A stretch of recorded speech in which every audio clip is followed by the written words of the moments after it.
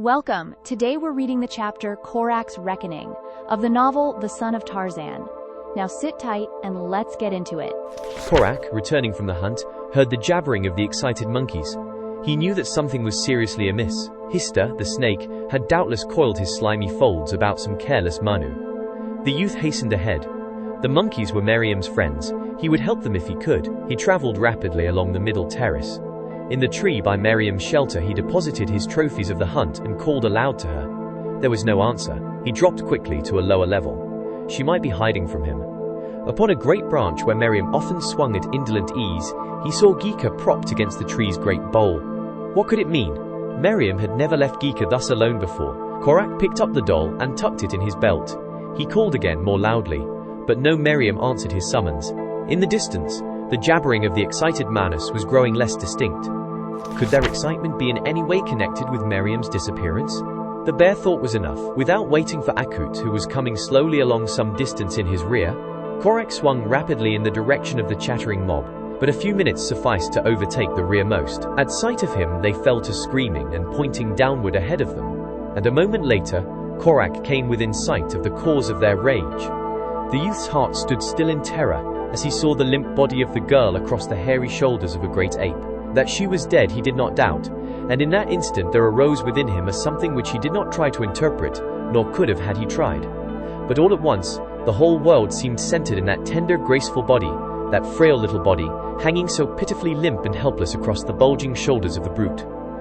He knew then that little Meriem was his world, his sun, his moon, his stars. With her going had gone all light and warmth and happiness. A groan escaped his lips, and after that a series of hideous roars, more bestial than the beasts, as he dropped plummet-like in mad descent toward the perpetrator of this hideous crime. The bull ape turned at the first note of this new and menacing voice, and as he turned, a new flame was added to the rage and hatred of the killer, for he saw that the creature before him was none other than the king ape, which had driven him away from the great anthropoids to whom he had looked for friendship and asylum. Dropping the body of the girl to the ground, the bull turned to battle anew for possession of his expensive prize, but this time he looked for an easy conquest. He too recognized KORAK. Had he not chased him away from the amphitheater, without even having to lay a fang or paw upon him? With lowered head and bulging shoulders he rushed headlong for the smooth-skinned creature, who was daring to question his right to his prey. They met head-on like two charging bulls, to go down together tearing and striking. KORAK forgot his knife. Rage and bloodlust such as his could be satisfied only by the feel of hot flesh between rending fangs, by the gush of new lifeblood against his bare skin. For, though he did not realize it, KORAK the killer was fighting for something more compelling than hate or revenge. He was a great male fighting another male for a she of his own kind. So impetuous was the attack of the man-ape that he found his hold before the anthropoid could prevent him. A savage hold, with strong jaws closed upon a pulsing jugular, and there he clung with closed eyes while his fingers sought another hold upon the shaggy throat. It was then that Meriem opened her eyes. At the sight before her, they went wide. "KORAK," she cried. "KORAK, my KORAK, I knew that you would come. Kill him, KORAK, kill him." And with flashing eyes and heaving bosom the girl, coming to her feet, ran to KORAK's side to encourage him. Nearby lay the killer's spear, where he had flung it as he charged the ape. The girl saw it and snatched it up. No faintness overcame her in the face of this battle primeval at her feet. For her there was no hysterical reaction from the nerve strain of her own personal encounter with the bull. She was excited, but cool and entirely unafraid. Her KORAK was battling with another Mangani that would have stolen her, but she did not seek the safety of an overhanging bough there to watch the battle from afar, as would a she-Mangani. Instead, she placed the point of KORAK's spear against the bull ape's side, and plunged the sharp point deep into the savage heart. KORAK had not needed her aid, for the great bull had been already as good as dead, with the blood gushing from his torn jugular. But KORAK rose smiling with a word of approbation for his helper. How tall and fine she was. Had she changed suddenly within the few hours of his absence, or had his battle with the ape affected his vision? He might have been looking at Meriem through new eyes, for the many startling and wonderful surprises his gaze revealed. How long it had been since he had found her in her father's village, a little Arab girl, he did not know, for time is of no import in the jungle, and so he had kept no track of the passing days. But he realized, as he looked upon her now, that she was no longer such a little girl, as he had first seen playing with Geeka beneath the great tree, just within the palisade. The change must have been very gradual to have eluded his notice until now. And what was it that had caused him to realize it so suddenly? His gaze wandered from the girl to the body of the dead bull. For the first time, there flashed to his understanding the explanation of the reason for the girl's attempted abduction. KORAK'S eyes went wide, and then they closed to narrow slits of rage as he stood glaring down upon the abysmal brute at his feet.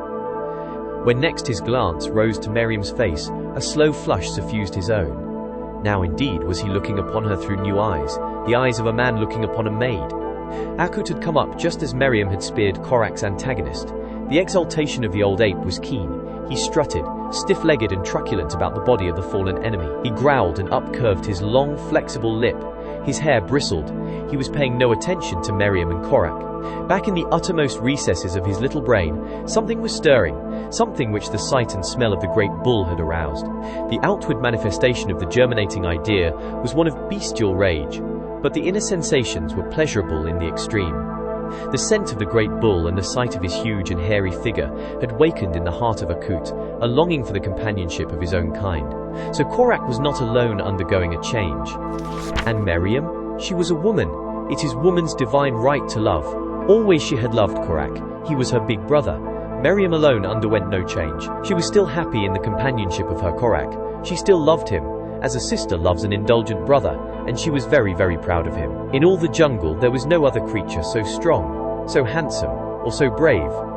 KORAK came close to her. There was a new light in his eyes as she looked up into them, but she did not understand it. She did not realize how close they were to maturity, nor aught of all the difference in their lives the look in KORAK'S eyes might mean.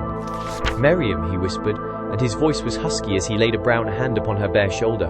"Meriem!" Suddenly he crushed her to him.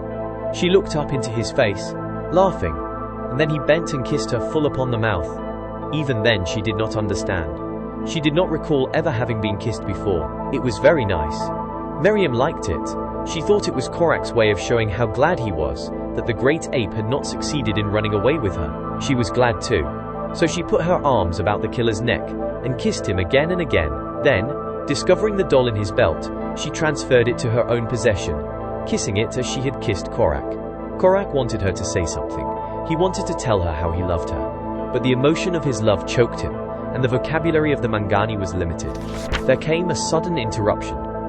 It was from Akut, a sudden, low growl, no louder than those he had been giving vent to the while he pranced about the dead bull, nor half so loud in fact, but of a timbre that bore straight to the perceptive faculties of the jungle beast ingrained in KORAK. It was a warning. KORAK looked quickly up from the glorious vision of the sweet face so close to his. Now his other faculties awoke. His ears, his nostrils were on the alert. Something was coming. The killer moved to Akut's side. Meriem was just behind them. The three stood like carved statues gazing into the leafy tangle of the jungle. The noise that had attracted their attention increased, and presently a great ape broke through the underbrush a few paces from where they stood. The beast halted at sight of them. He gave a warning grunt back over his shoulder, and a moment later, coming cautiously, another bull appeared. He was followed by others, both bulls and females with young, until 200 hairy monsters stood glaring at the three. It was the tribe of the dead king ape. Akut was the first to speak. He pointed to the body of the dead bull. "KORAK, mighty fighter, has killed your king," he grunted. "There is none greater in all the jungle than KORAK, son of Tarzan. Now KORAK is king. What bull is greater than KORAK?" It was a challenge to any bull who might care to question KORAK'S right to the kingship. The apes jabbered and chattered and growled among themselves for a time. At last a young bull came slowly forward, rocking upon his short legs, bristling, growling, terrible. The beast was enormous, and in the full prime of his strength. He belonged to that almost extinct species, for which white men have long sought upon the information of the natives, of the more inaccessible jungles. Even the natives seldom see these great, hairy primordial men. KORAK advanced to meet the monster. He too was growling. In his mind a plan was revolving. To close with this powerful, untired brute, after having just passed through a terrific battle with another of his kind, would have been to tempt defeat. He must find an easier way to victory. Crouching, he prepared to meet the charge which he knew would soon come, nor did he have long to wait. His antagonist paused only for sufficient time to permit him to recount for the edification of the audience and the confounding of KORAK a brief resume of his former victories, of his prowess, and of what he was about to do to this puny Tarmangani. Then he charged. With clutching fingers and wide-open jaws, he came down upon the waiting Korak with the speed of an express train. Korak did not move until the great arms swung to embrace him. Then he dropped low beneath them, swung a terrific right to the side of the beast's jaw as he sidestepped his rushing body, and swinging quickly about, stood ready over the fallen ape where he sprawled upon the ground. It was a surprised anthropoid that attempted to scramble to its feet. Froth flecked its hideous lips. Red were the little eyes. Blood-curdling roars tumbled from the deep chest, but it did not reach its feet. The killer stood waiting above it, and the moment that the hairy chin came upon the proper level, another blow that would have felled an ox sent the ape over backward. Again and again the beast struggled to arise, but each time the mighty Tarmangani stood waiting with ready fist and pile-driver blow to bowl him over. Weaker and weaker became the efforts of the bull. Blood smeared his face and breast.